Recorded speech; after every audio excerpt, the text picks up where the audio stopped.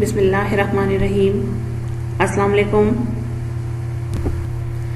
आपको online classes में खुशामदीद कहते हैं। हमारी दुआ है कि आप लोग जहाँ रहें खैर खैरियत से रहें। तो जी बच्चों, हमारे पास जो मजमून है वो है जोग्राफिया बराए जमात हफ्तम, यानी 7 क्लास के हम लोग जोग्राफिया को हम पढ़ रहे हैं।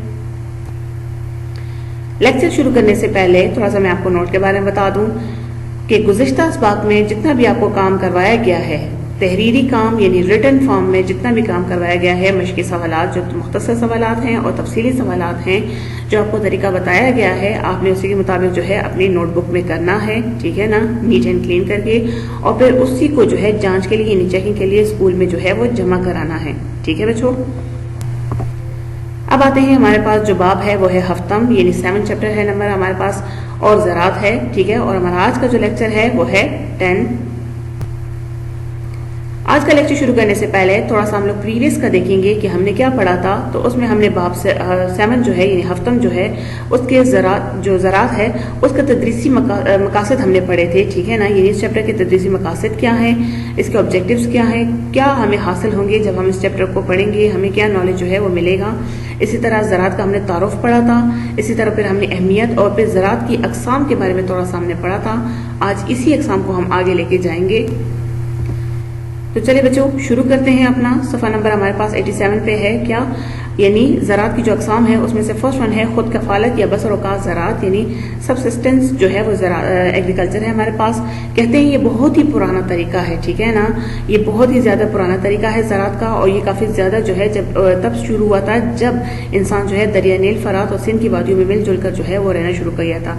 ये तरीका आज भी मौजूद है एशिया में, अफ्रीका में, और जो हमारे पास अमेरिका के कुछ हिस्से हैं वहाँ के तरक्की पजीर ममालिक में राइज है। ठीक है ना, तरक्की पजीर, ये तरक्की याफ्ता नहीं, तरक्की पजीर, क्योंकि ये पुराना तरीका है तो अभी उन जगह पे राइज है जहाँ पे कोई इतनी खास तरक्की नहीं हुई। ठीक है, इसमें सिर्फ और सिर्फ ज़रात में जो है किसान अपने खेतों में वो फसलें उगाता है। ठीक है ना, यानी वो फसल जो है वो प्लांटेशन करता है जो खानदान की खुराक के लिए इस्तेमाल की जाती है, जिनमें से गंदम, चावल, मकई वगैरह जो है वो शामिल हैं। यानी सिर्फ इतनी ही जो है की जाती है कि सिर्फ जो है खुराक के लिए इस्तेमाल की जाए वो फसलें यहाँ पे जो है वो उगाई जाती हैं। तो इसी तभी खुद कफालत या बसर औकात ज़रात जो है इसको कहा जाता है। पुराने तरीकों में जो है ये शुमार इसका किया जाता है।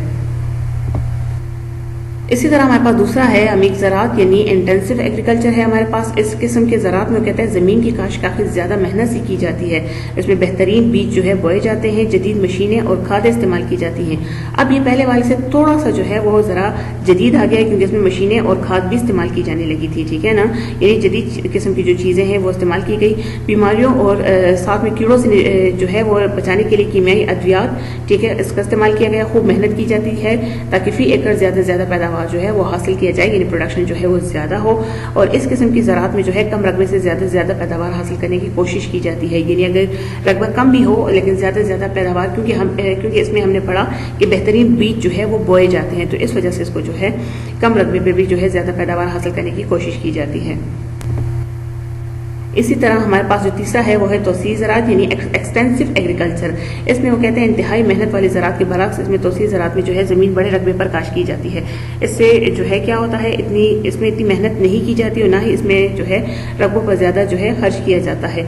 इनमें रकबों में जो है फसल की बुवाई और कटाई जो है मशीनों के जरिए की जाती है, यानी यहाँ पर जो है मशीन इस्तेमाल किए जाते हैं। तोसी ज़रात के लिए कनाडा, काज़ाकिस्तान, ऑस्ट्रेलिया के जो मैदान है वो काफ़ी ज़्यादा मशहूर हैं। इन मैदानों में ज़्यादा जो है वो गंदम ही पैदा होती है, यानी उनकी जो है बुवाई की जाती है गंदम की। इसी तरह हमारे पास जो अगला है वो है तिजारती ज़रात यानी कमर्शियल एग्रीकल्चर है।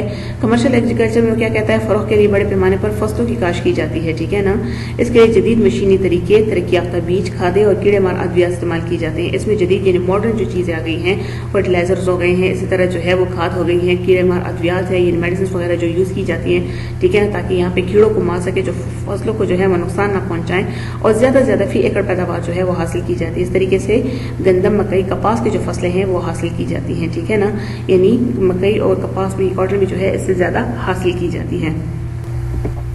इसी तरह हमारे पास जो है वो नेक्स्ट वन है वो शजरकारी ज़राअत है, यानी प्लांटेशन एग्रीकल्चर है। इससे मुराद है पौधे लगाना, ठीक है ना, ये पौधे उगाना है। कोई एक फसल जो सनत और कारखानों में इस्तेमाल करने के लिए बड़े पैमाने पर लगाई जाए शजरकारी ज़राअत कहलाती है, ठीक है। यानी इस किस्म में कुदरती रबड़ है, पाम ऑयल है, इसी तरह चाय है, कॉफ़ी है, केला है, नारियल वगैरह जो है वो इसमें शामिल है। यानी यहाँ पे क्या किया जाता है, पौधे जो है उगाए जाते हैं, जैसे आपको नजर आ भी रहा है। और ये जो है फिर एक फसल जो सनत और कारखानों में फिर इस्तेमाल करने के लिए बड़े पैमाने पर जो है वो शजरकारी ज़राअत कहलाती है, ठीक है ना। यानी यहाँ पे प्लांट्स जो है वो लगाए जाते हैं और फिर उनसे जो है ये चीज़ें हासिल की जाती है, तो इसको हम शजरकारी ज़राअत भी कहते हैं। इसी तरह हमारे पास है सब्जियों और फलों की काश्त, ठीक है ना, ये ट्रक फार्मिंग है। शहरी इलाकों के नवा में मुख्तलिफ अक़साम की सब्जियां और फल बड़े पैमाने पर उगाए जाते हैं, उनको ताज़ा इस्तेमाल किया जाता है, ठीक है ना।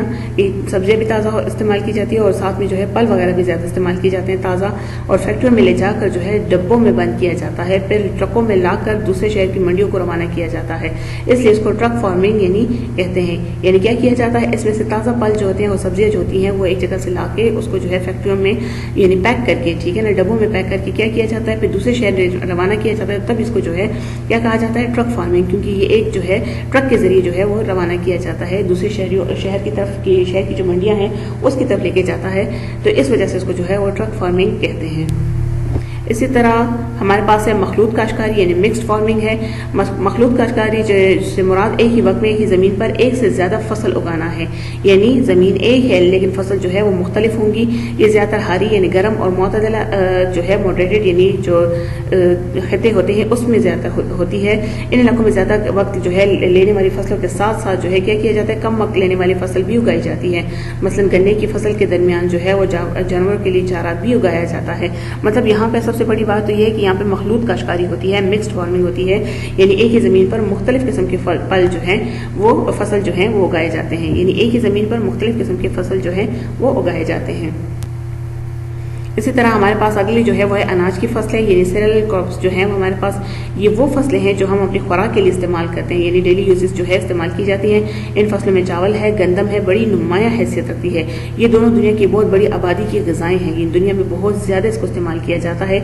इन दो बड़ी गज़ाओं के यानी फसलों के अलावा जो है बाजरा है, ज्वार है, हमारे पास मकई है, और जो भी जो है अनाज की फसलें भी मौजूद हैं। यानी ये सारी की सारी जो है, जैसे हमारे पास वीट है, ठीक है ना, कॉर्न हो गया है यानी अनाज हो गई है। इसी तरह जो हमारे पास मिलेट है यानी बाजरा हो गए हैं, ओट्स हो गए हैं, हमारे पास जो है राइस चावल हो गए हैं। राइस जो है वो हमारे पास क्या है, गंदम ही हो जाती हैं। तो सीरियल का मतलब होता है क्या, गले वाली जो फसलें हैं वो इस्तेमाल की जाती हैं, जो कि दुनिया में बहुत ज़्यादा जो है डेली बेसिस पे इस्तेमाल की जाती है। बड़ी आबादी जो है इसको ग़िज़ा के तौर पर भी इस्तेमाल करती है, ठीक है। तो बच्चों आज हमने जो लेक्चर पढ़ा थोड़ा सा उसका खुलासा देख लेते हैं कि आज हमने क्या पढ़े। आज हमने जो पढ़ा है वो है ज़राअत की अक़साम, खुद कफ़ालत या बासर औकात जो है ज़राअत हमने पढ़ी। इसी तरह मिक्स ज़राअत हमने पढ़ी, फिर उसके बाद तौसीअ ज़राअत, तिजारती ज़राअत यानी कमर्शियल जो हमारे पास आ जाती है, ठीक है ना। तो शजरकारी वाली प्लांटेशन वाली ज़राअत है, सब्जी और फलों की जो काश्त की जाती है। इसी तरह मखलूत जो है काश्तकारी की जाती है, और अनाज की फसलें, ये हमने आज सारा का सारा पढ़ा, ठीक है, जो कि ज़राअत की अक़साम में से शुमार की जाती है।